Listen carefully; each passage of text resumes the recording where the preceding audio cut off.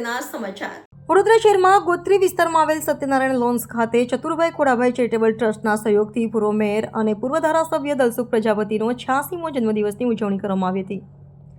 વડોદરા શહેરમાં ગોત્રી વિસ્તારમાં આવેલ સત્યનારાયણ લોન્સ ખાતે ચતુરભાઈ ખોડાભાઈ ચેરિટેબલ ટ્રસ્ટના સહયોગથી 86માં દલસુખભાઈ પ્રજાપતિના જન્મદિવસની ઉજવણી કરવામાં આવી હતી, જેમાં ખાસ ઉપસ્થિતિમાં રાજેશભાઈ પ્રજાપતિ તથા વિષ્ણુ પ્રજાપતિ તથા હસમુખભાઈ પ્રજાપતિ તથા સ્વામિનારાયણના સંપ્રદાયની સ્વામી તથા ધારાસભ્ય કેયુર રોકડિયા તથા મહાનુભાવોની હાજરીમાં 86મો દલસુખભાઈ પ્રજાપતિના જન્મદિવસની ઉજવણી કરવામાં આવી હતી અને લોકો જન્મદિવસની શુભકામના પાઠવી હતી। સાથે જ આ સાંસ્કૃતિક કાર્યક્રમો આયોજિત કરવામાં આવ્યા હતા। જય શ્રી રામ। 85 ભગવાનના આશીર્વાદથી પૂર્ણ કર્યા, 86માં પ્રવેશ કરીએ છીએ। ભગવાન રાખે ત્યાં સુધી જન સેવા કરવાનો નિર્ણય છે।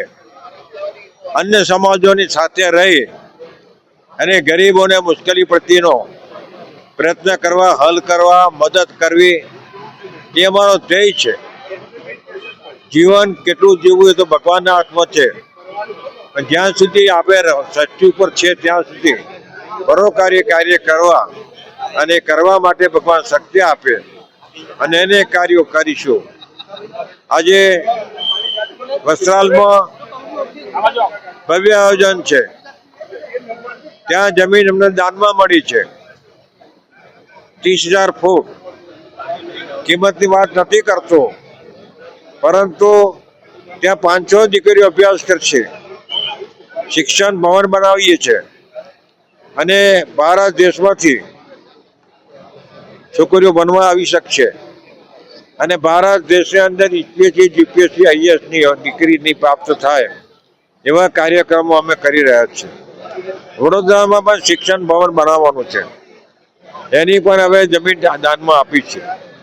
તો જેટલા બને એટલો શિક્ષણ હેતુ છે મારો, અને હવે આ જમાનામાં શિક્ષણ સિવાય ઉપાય જ નથી, એટલે શિક્ષણ સારામાં સારું પ્રાપ્ત બધાને થાય એના પ્રયત્નો કર્યા છે। એના માટે વસ્ત્રાલમાં 2 શિક્ષણ ભવન સ્થાપિત થઈ રહ્યા છે અને પૂર્ણ થશે। વડોદરા શિક્ષણ ભવન પૂર્ણ થશે અને આપ સૌને આજે મારા નિમંત્રણને માન આપીને વડોદરા શહેરના નગરજનો, નાગરિકો, મારા માતાઓ, બહેનો, ભાઈઓ બધા આવ્યા છે, બધાનો ખૂબ ખૂબ આભાર માનું છું।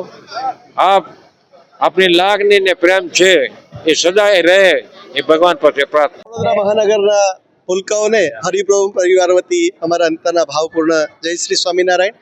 આજે દલસુખભાઈ અને રમેશભાઈના જન્મદિવસ નિમિત્તે અહીંયા ઉપસ્થિત રહેવાનું સદભાગ્ય પ્રાપ્ત થયું। તેઓની હરિપ્રસાદ સ્વામી સાથે અભૂતપૂર્વ પ્રીતિ હતી અને અભૂતપૂર્વ સેવા ભક્તિ સમાજ અને સંસ્કૃતિની તેઓએ કરી છે, એ ક્યારેય ભૂલાવી નથી। વડોદરા મહાનગર માટે એમનું પણ અભૂતપૂર્વ યોગદાન છે અને તેઓ અહીંયા ગોરવામાં મંદિર બનાવ્યું હતું ત્યારે સ્પેશિયલ સ્વામીજીને મૂર્તિ પ્રતિષ્ઠા માટે બોલાયા હતા અને મંદિરનું નામ પણ તેઓએ હરિધામ રાખ્યું હતું। એવી અભૂતપૂર્વ આત્મીયતાથી જોડાયેલા પાત્રો છે। તેઓના શ્રીચરણો ભગવાનના પાત્ર કરે કે તેઓનું સ્વાસ્થ્ય ખૂબ નિરામય રહે, ખૂબ એની સાથોસાથ વિષ્ણુભાઈ અને રાજેશભાઈને ભગવાન ખૂબ બળ આપે અને એમની જ રીતે એમના માર્ગે ચાલીને તેઓ પણ સમાજ અને સંસ્કૃતિની સરસ સેવા ભક્તિ કરે, એવી ભગવાનના ચરણોમાં શુભેચ્છા। સૌને અંતરના જય સ્વામિનારાયણ।